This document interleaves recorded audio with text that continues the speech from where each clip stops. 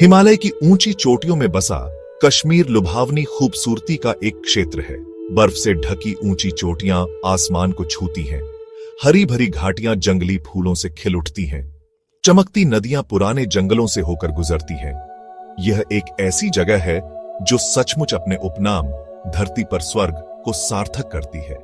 लेकिन यह स्वर्ग एक लंबे और खूनी संघर्ष से ग्रस्त है।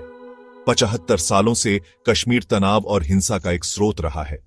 इसके लोगों ने युद्ध, विद्रोह और मानवाधिकारों के हनन को सहा है।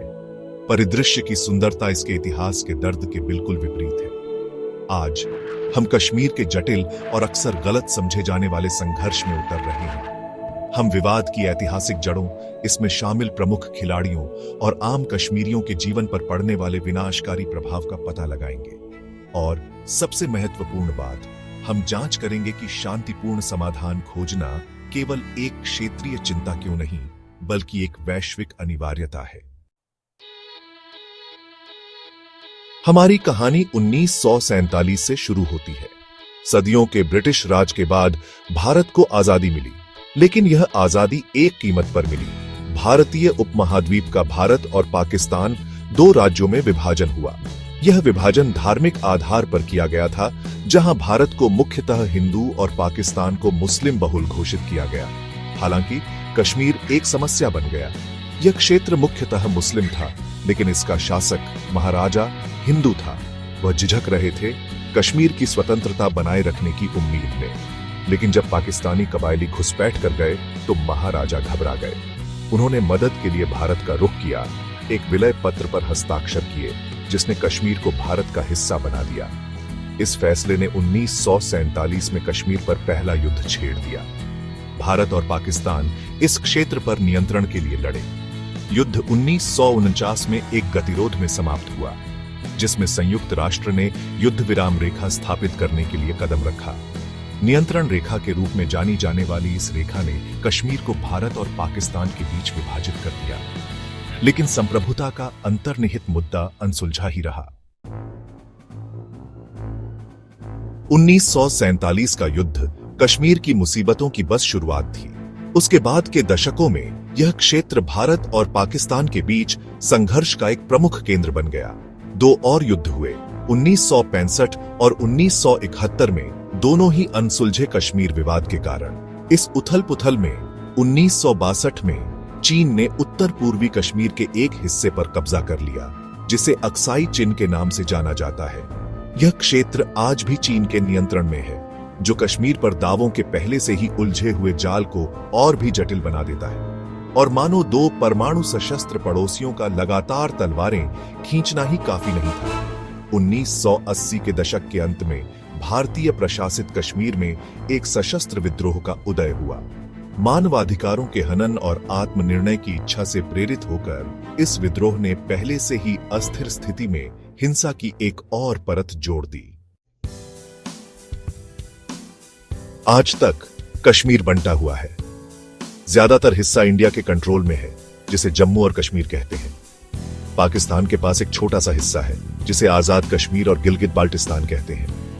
और चाइना को मत भूलना, जो अपना हिस्सा अक्साई चिन पकड़े हुए है।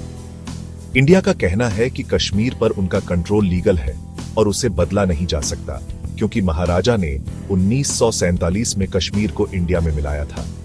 दूसरी तरफ पाकिस्तान का कहना है कि कश्मीर में ज्यादातर मुस्लिम लोग रहते हैं, इसलिए उन्हें खुद फैसला करने का हक है। वो यूनाइटेड नेशंस की देखरेख में जनमत संग्रह करवाना चाहते हैं। बीच में फंसे हैं कश्मीर के लोग, जिनकी जिंदगी और जमीन 3 ताकतवर देशों की मर्जी पर निर्भर करती है। इस जमीन की खींचतान की वजह से कई दशकों से मिलिट्री कब्जा है, राजनीतिक अस्थिरता है और आर्थिक तरक्की रुकी हुई है। आम कश्मीरियों के लिए झगड़े की छाया में जिंदगी जीना आम बात हो गई है। यह इलाका पूरी तरह से फौज के कब्जे में है। हर जगह चेक पॉइंट और फौजी दिखाई देते हैं। कर्फ्यू, कम्युनिकेशन ब्लैकआउट और आने जाने पर पाबंदी आम बात है, अक्सर बिना किसी चेतावनी या वजह के लगा दी जाती है।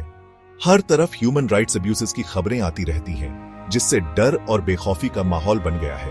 गैर कानूनी गिरफ्तारियां, लोगों का गायब होना और टॉर्चर के आरोप इंटरनेशनल ह्यूमन राइट्स ऑर्गेनाइजेशंस ने दर्ज किए हैं। इस लड़ाई ने कश्मीर की इकोनॉमी को भी तबाह कर दिया है, डेवलपमेंट रुक गया है और सच कहूं तो गरीबी बढ़ गई है।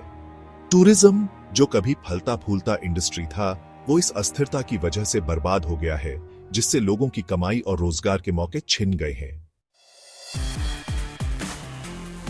कश्मीर मसला अक्सर जमीन के झगड़े जैसा दिखाया जाता है, लेकिन असल में ये इंसानों की त्रासदी है।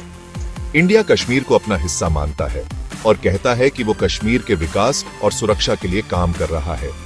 पाकिस्तान इसे एक विवादित क्षेत्र मानता है और कहता है कि कश्मीरी लोगों की भावनाओं को समझना जरूरी है। अंतर्राष्ट्रीय समुदाय बंटा हुआ है।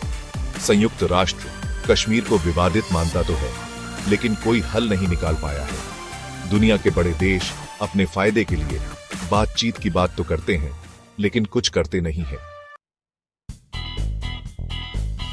पिछले कुछ सालों में थोड़ी सी उम्मीद की किरण दिखाई दी थी। कश्मीर में पर्यटन, जो क्षेत्र की अर्थव्यवस्था का एक महत्वपूर्ण हिस्सा है, फिर से बढ़ने लगा था। लाखों पर्यटक इस क्षेत्र की प्राकृतिक सुंदरता का अनुभव करने के लिए आते थे, जो शांति और समृद्धि की ओर एक संभावित रास्ता दिखा रहा था। हालांकि अप्रैल 2025 में यह नाजुक शांति टूट गई। बैसारण घाटी में एक विनाशकारी हमले में, जिसकी जिम्मेदारी कश्मीर रेजिस्टेंस नामक एक समूह ने ली, 26 लोग मारे गए और कई अन्य घायल हो गए। यह हमला, जिसका निशाना भारतीय पर्यटक थे, पूरे क्षेत्र और उसके बाहर सदमे की लहर दौड़ा गया। भारत ने इस हमले के लिए तेजी से पाकिस्तान को जिम्मेदार ठहराया और कश्मीर में सक्रिय आतंकवादी समूहों को उसका समर्थन देने का आरोप लगाया। पाकिस्तान ने इसमें शामिल होने से इनकार किया, हिंसा की निंदा की और एक स्वतंत्र जांच की मांग की। इस हमले से एक राजनयिक संकट पैदा हो गया, जिसमें दोनों देशों ने राजनयिकों को निष्कासित कर दिया और प्रतिबंध लगा दिए।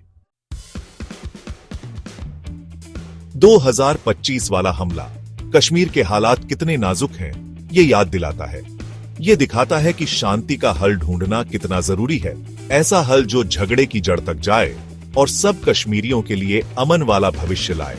इस हमले के बाद पूरी दुनिया से बातचीत की फिर से मांग उठी है। दुनिया के नेता जानते हैं कि यह झगड़ा और बढ़ सकता है, इसलिए उन्होंने भारत और पाकिस्तान से बातचीत करने को कहा है। ईरान भी, जो हमेशा से कश्मीर पर पाकिस्तान का साथ देता रहा है, उसने दोनों देशों के बीच बातचीत कराने की पेशकश की है।